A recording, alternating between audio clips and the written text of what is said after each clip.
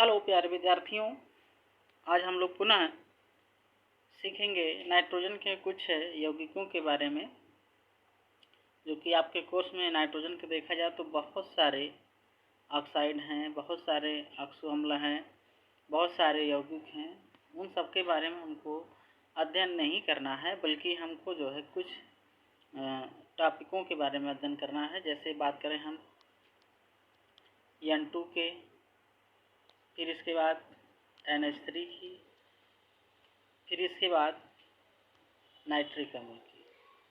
किसकी बात करें? नाइट्रिक अम्ल की।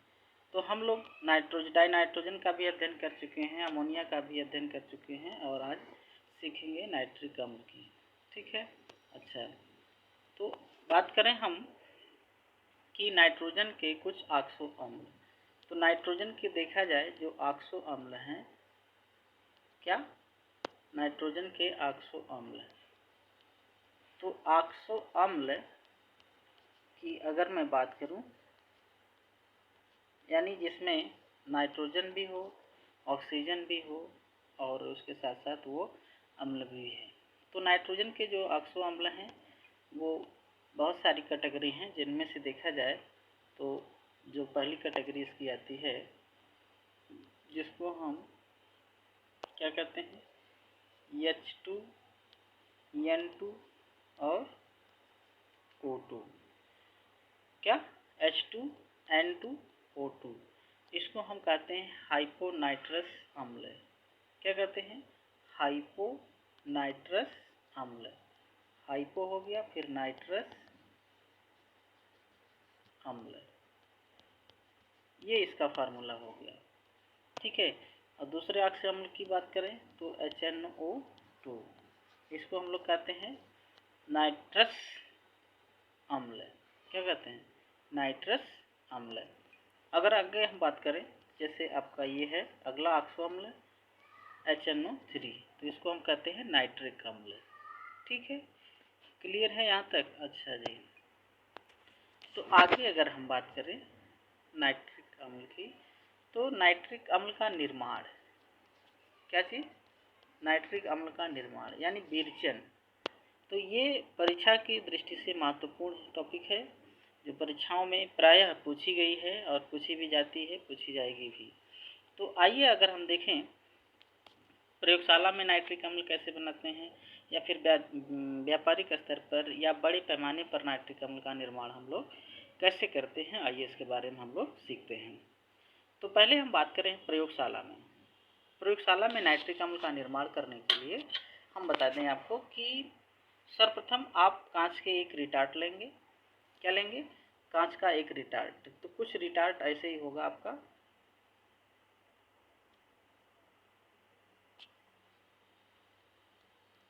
इस टाइप का रिटार्ट होगा, ऐसे होगा। ठीक है। तो इसमें आप क्या लेंगे? पहले आप जो है सोडियम या पोटेशियम नाइट्रेट ले लीजिए। सोडियम या फिर पोटेशियम नाइट्रेट ले करके फिर यहाँ से आप जो है इसमें H2SO4 डालेंगे। क्या डालेंगे? H2SO4 डाल करके जैसे ही आप गर्म करेंगे, फिर यहाँ ठंडा करेंगे, तो आपको यहाँ पर जो है नाइट्रिक एसिड प्राप्त हो जाती है। नाइट्रिक एसिड आपको प्राप्त हो जाती है। ठीक है। आइए समीकरण देखते हैं। तो हमने क्या कहा कि सर्वप्रथम एक कांच का रिटार्ट लेते हैं। रिटार्ट में सोडियम नाइट्रेट या फिर पोटेशियम नाइट्रेट को लेते हैं, फिर इसके बाद सल्फ्यूरिक अम्ल डाल करके उसको जैसे ही गर्म करते हैं, हमको नाइट्रिक एसिड प्राप्त हो जाती है। तो समीकरण देखें अगर हम, तो चाहे आप सोडियम नाइट्रेट ले लीजिए या फिर पोटेशियम नाइट्रेट ले लीजिए। क्या लेंगे? सोडियम नाइट्रेट और सल्फ्यूरिक एसिड H2SO4। इसको जब आप गर्म करोगे तो आपको क्या प्राप्त होगा? Nitric acid HNO3 plus sodium hydrogen sulphate. क्या प्राप्त होगा, सोडियम हाइड्रोजन सल्फेट। तो यहाँ पर आप देख रहे हैं नाइट्रिक अम्ल आपको प्राप्त हो जाती है। ठीक है, क्लियर है, समीकरण समझ में आ गया। ओके, चलो ठीक, आगे बात करते हैं हम कि व्यापारिक स्तर पर या औद्योगिक स्तर पर नाइट्रिक अम्ल का निर्माण अगर आपको ज़्यादा करना हो तो ऐसी स्थिति में आप कैसे निर्माण करेंगे। तो नाइट्रिक अम्ल का निर्माण करने के लिए औद्योगिक स्तर पर बड़े पैमाने पर जो हम लोग निर्माण करते हैं, तो देखते हैं कैसे हम बड़े पैमाने पर करते हैं। तो इसके लिए हम लोग पढ़ते हैं कि जब बड़े स्तर पर हमको नाइट्रिक अम्ल का निर्माण करना होता है तो उसके लिए हम लोग पढ़ते हैं कौन सी विधि, ओस्टवाल्ड विधि। तो आपसे परीक्षा में यही विधि पूछी भी जाती है, कौन सी, ओस्टवाल्ड। कौन सी विधि, ओस्टवाल्ड विधि, मोस्ट इम्पॉर्टेंट विधि है औद्योगिक स्तर पर अमोनिया ये नाइट्रिक अम्ल के निर्माण में। ठीक है, तो इसमें होता क्या है, सबसे पहले हम बता दें कि आप जो है फिगर, जो चित्र है उसको आप देख करके बना लीजिएगा। मैं रफली फिगर आपको बता दे रहा हूँ कि सबसे पहले आप जो है एक क्या लेते हैं, परावर्तक लेते हैं। ठीक है, कुछ ऐसी संरचना होती है इसकी परावर्तक की। फिर यहाँ से जो है इसमें ये जाली लगी होती है प्लेटिनम की, किसकी, प्लेटिनम की जाली होती है। और नीचे से हम लोग जो है इसमें कहाँ से, यहाँ से नीचे से क्या भेजते हैं, नाइट्रोजन यानी अमोनिया और O2 क्या भेजते हैं, NH2 प्लस O2, यानी ये मिश्रण होता है 1:10 के अनुपात में। यानी अमोनिया जो रहेगी, जो हवा बीज से अमोनिया प्राप्त हो गई है वो, और जो है ऑक्सीजन वायु का मिश्रण जब इसमें आएगा प्लेटिनिक जाली के पास जब टकराएगा तो ये इसको जो है कैटलिस्ट का कार्य करेगी। फिर उसको वो भेज दी कहाँ पे, कूलर में भेज देगी। कहाँ पे भेज देगी, कूलर में। तो आप देखें कूलर की कुछ संरचना जो होती है कुछ इस तरीके की होती है। अगर ये आपका कूलर है तो कूलर क्या करेगा, गैस का जो भी ताप रहेगा उसको ठंडा करेगा। फिर यहाँ से ये जो है आगे पाइप निकल करके चली जाती है कहाँ पे, टावर में जाती है, जहाँ पे हम कहते हैं इसको ऑक्सीकरण टावर।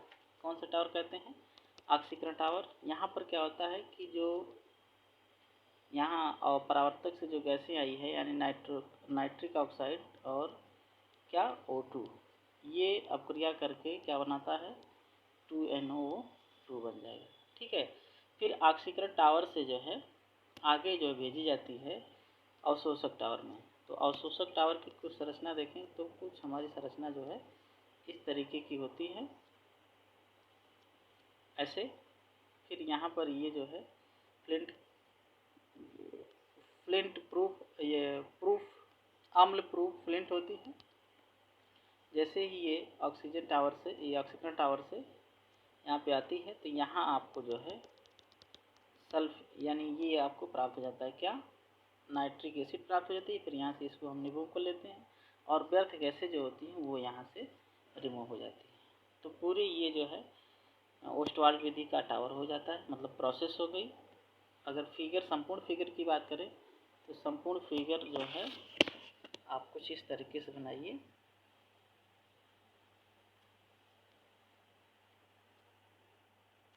रफली फिगर बनाएंगे भाई, क्योंकि यहाँ पे जो है रफली फिगर कुछ इस तरीके से बन रहा है।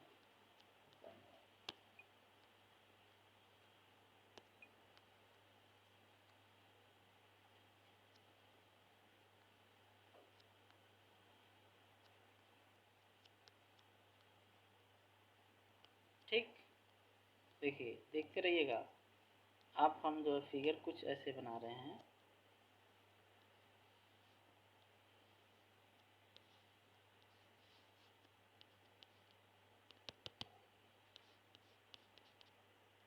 ये जो है कुछ ऐसी प्रकृति है किसकी, ओस्टवाल्ड विधि के टावर की। ठीक है, तो आइए हम लोग देखते हैं कौन सी रिएक्शन किसमें, किस टावर में, परिवर्तक में क्या होती है, कूलर में क्या होता है, ऑक्सीकरण टावर में क्या होता है, अवशोषक टावर में क्या होता है। आइए हम लोग देखते हैं हेडिंग वाइज। तो पहला आपका आता है परिवर्तक टावर।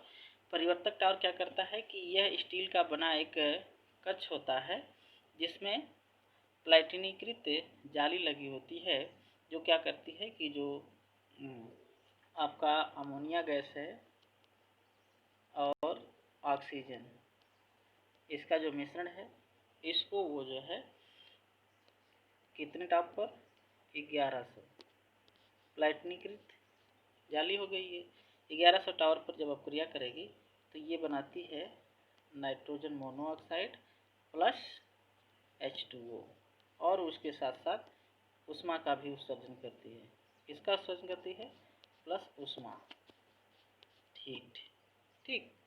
तो ये नाइट्रोजन मोनोऑक्साइड हुई, और ये नाइट्रोजन मोनोऑक्साइड अब जो है भेजी जाएंगी कहाँ पर, शीतलक में। तो शीतलक में जब भेजी जाएंगी तो वहाँ पर जो है नाइट्रोजन मोनोऑक्साइड का ताप कुछ ठंडा होगा, और ठंडा जब होगा तो वो हमारा कन्वर्ट हो जाएगा किसमें, NO2 में। किसमें, NO2 में कुछ कन्वर्ट होगा, पूरा नहीं। ठीक है। अच्छा, फिर इसके बाद जो है अगला जो है भेजा जाएगा ऑक्सीकरण अवशोषण। ये शीतलक में क्या होगा, केवल टेम्परेचर हमारा लो होगा। क्या होगा, टेम्परेचर हमारा लो होगा, यानी 320 से 325 डिग्री सेल्सियस तक, यानी केल्विन तक ताप का मैनेज किया जाएगा शीतलक में, यानी ताप को कम करेगा। फिर जैसे ही ऑक्सीजन टावर में जाएगा, ऑक्सीकरण टावर में जाएगा, तो ऑक्सीकरण टावर में हमारा क्या होगा कि NO प्लस O2 ये आपस में अपक्रिया करके क्या बनाएगा, 2NO2 बन जाएगा। ठीक है, ये हमारा ऑक्सीकारक टावर में होता है। इसके बाद जब ऑक्सीकारक टावर में हो जाएगा, फिर इसको भेजा जाएगा अवशोषक टावर में। किसमें भेजा जाएगा, अवशोषक टावर में। तो अवशोषक टावर क्या करेगा कि जो हमको प्राप्त हुई है गैसें 2NO2 प्लस H2O, यानी ये जो H2O प्राप्त हो रहा है ये अम्लप्रूफ फ्लिंट से प्राप्त हो रहा है। अब यहाँ पर जो है बन जाएगा हमारा, क्या बनेगा, नाइट्रिक एसिड। और भी उसके साथ साथ जो है व्यर्थ गैसें भी बनेगी, नाइट्रोजन मोनोऑक्साइड। तो यहाँ पर हम ये देख रहे हैं कि हमको नाइट्रिक एसिड का निर्माण हो गया। ठीक है, क्लियर है।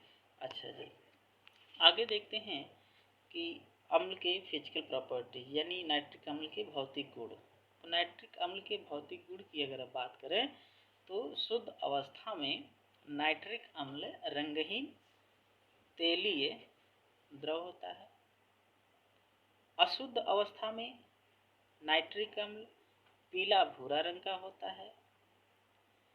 निर्जलीकृत नाइट्रिक अम्ल की अगर हम बात करें तो इसका क्वथनांक जो होता है वो 355 केल्विन होता है, यानी जिसमें जल की मात्रा न हो। ठीक है।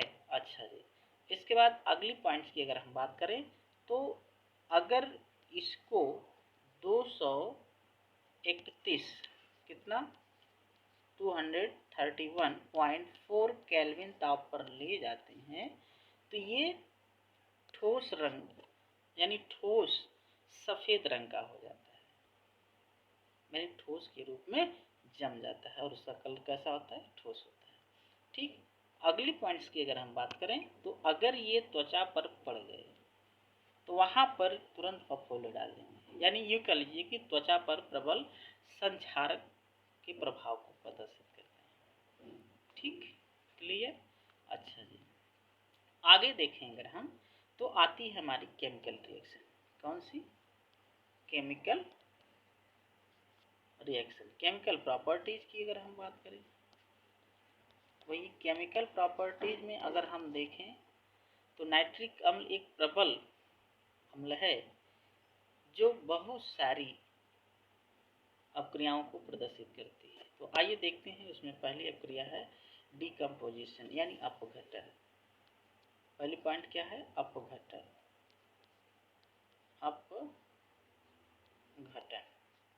अपघटन की अगर हम बात करें तो नाइट्रिक एसिड को गर्म कर दीजिए, क्या करिए, गर्म कर दीजिए। अगर नाइट्रिक एसिड को आपने गर्म किया तो ये जो है टूट जाएगा, विघटित हो जाएगा किसमें, 2H2O प्लस 4NO2 प्लस आपका बचेगा O2, ये इसमें कन्वर्ट हो जाएगी। यानी इसकी रिएक्शन जो आगे आपकी आएगी 2H2O plus 4NO2 plus O2, ये विघटन हो जाएगा नाइट्रिक अम्ल का।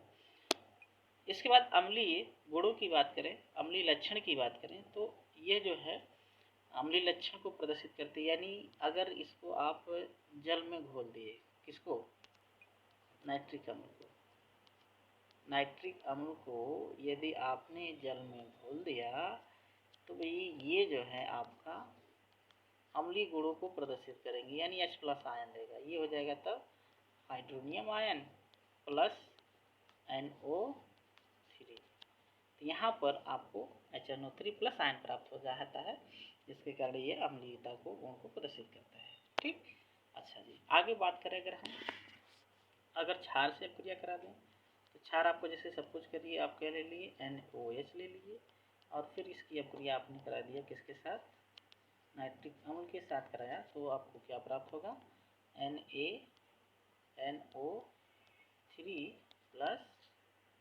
H2O। ठीक है, तो यहाँ पर सोडियम नाइट्रेट देता है। कैल्शियम ऑक्साइड के साथ कराएंगे, कैल्शियम हाइड्रोक्साइड के साथ कैल्शियम नाइट्रेट देगा। ठीक है, क्लियर है। अच्छा जी, आगे अगर हम बात करें तो ऑक्सीडाइजिंग यानी ऑक्सीकारक, यह एक प्रबल ऑक्सीकारक होता है, अभी आपको हमने बताया। फिर आगे अगर हम पॉइंट्स की बात करें तो आगे देखें, जो इसका इम्पोर्टेंट रिएक्शन होता है, क्या होता है जब पीले फास्फोरस के साथ या सफ़ेद फास्फोरस के साथ नाइट्रिक अम्ल की अपक्रिया कराई जाती है, तो कुछ ऐसे इम्पॉर्टेंट प्रश्न इसमें से पूछे जाते हैं। या फिर क्या होता है जब सांद्र नाइट्रिक अम्ल की अपक्रिया कॉपर के साथ कराते हैं या जिंक के साथ कराते हैं, तो ऐसे प्रश्न इसमें से आने श्योर है।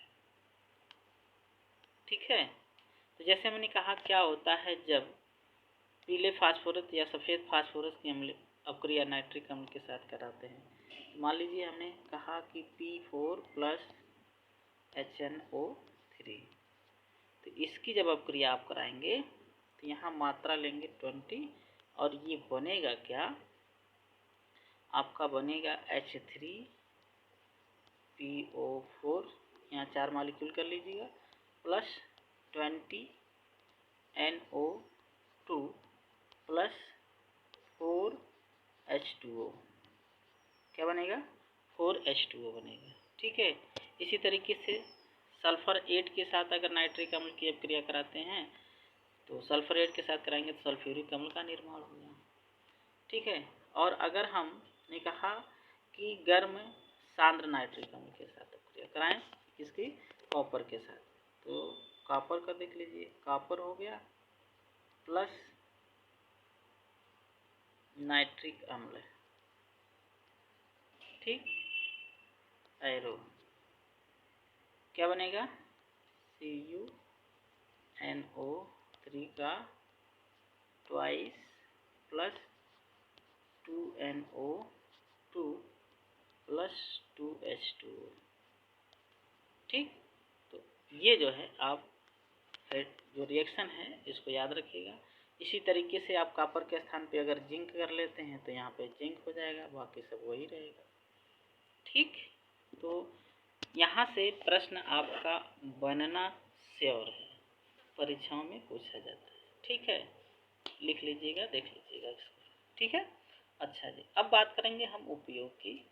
तो नाइट्रिक अम्ल का उपयोग जो है देखा जाए तो प्रबल, चूँकि प्रबल ऑक्सीकारक है और प्रबल ऑक्सीकारक है तो जैसा कि आप जानते हो जो सोना चांदी आभूषण जो होता है उसको जो पिघलाने के रूप में या गहने के रूप में अगर हमको बनाना है तो एक्वा रेजिया यानी जो विलयन होता है नाइट्रिक अम्ल के निर्माण से, मतलब नाइट्रिक अम्ल के द्वारा ही बनाए जाते हैं। तो कहने का मतलब पहला पॉइंट ये हो जाएगा कि एक्वा रेजिया विलयन के निर्माण में, दूसरा पॉइंट हो जाएगा कृत्रिम रेशम के निर्माण में, तीसरे पॉइंट की बात करें तो नाइट्रोजनी उर्वरक के निर्माण में, जैसे ये अमोनियम नाइट्रेट है, कैल्शियम क्षारीय कैल्शियम नाइट्रेट है ना।